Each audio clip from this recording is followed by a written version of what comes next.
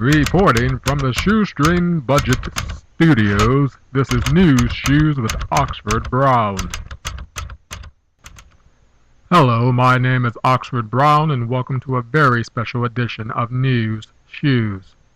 My guest today needs no introduction, so we are now going live via satellite to love itself. Hey, it's a pleasure to be here. The pleasure is all mine. Now, I'd hate to get off on the wrong foot, but I feel I have to address the rumors that have been swirling around you, namely that you are considering retirement. Is there any truth to that? Well, unfortunately, I have to say that's true. I have been thinking about retiring in recent years.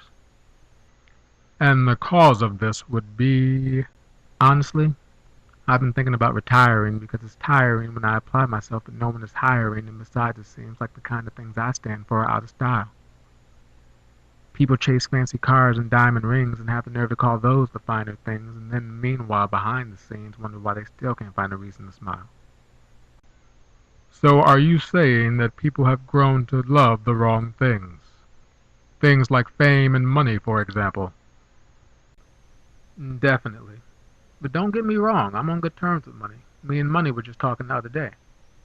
But money without love and passion, well, that's just pointless. You see, people chase money in order to get what they love instead of realizing that doing it the other way around is a much healthier course of action.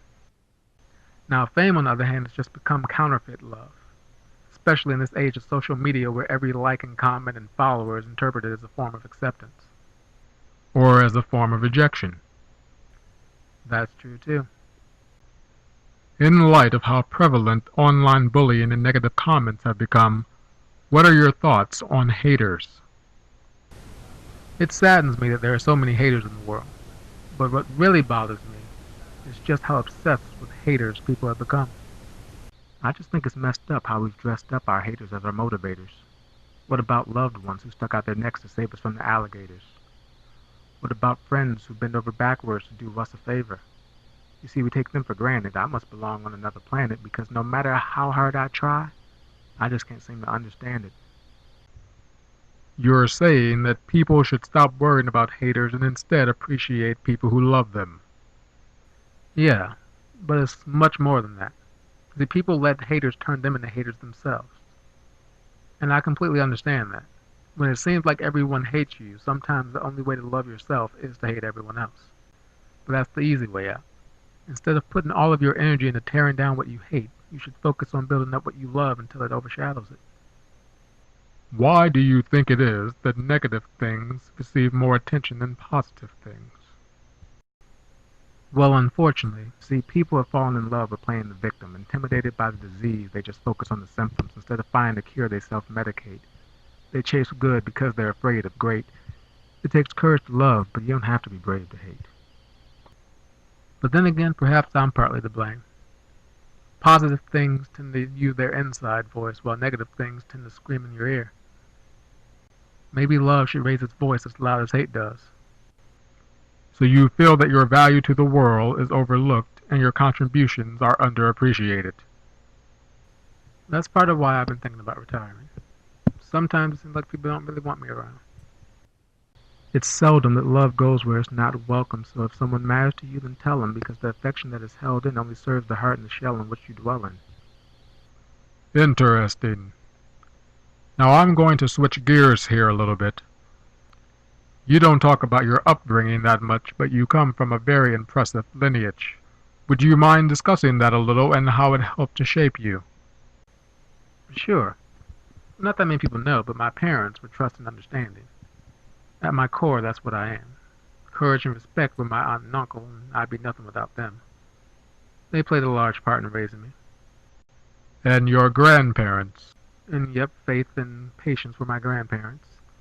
They taught me a great deal as well. There's a little bit in them in everything I do. I also understand that you have a daughter. Joy. She's in the green room right now. Congratulations on that. She seems to be a lovely girl.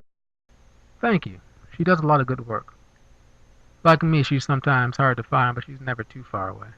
Girl, it would be a pleasure to have her on this show one day.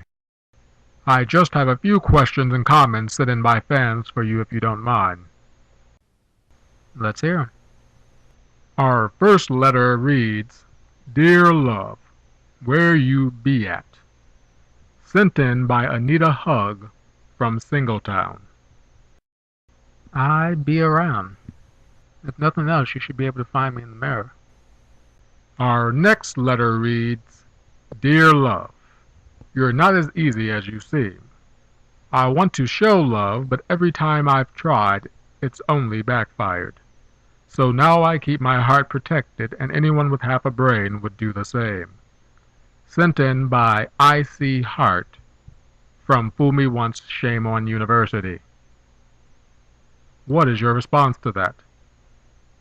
You don't always have to wear your heart in your sleeve, but understand that makes it harder to see. And even though you're trying to protect it from pain, you accidentally guard it from me.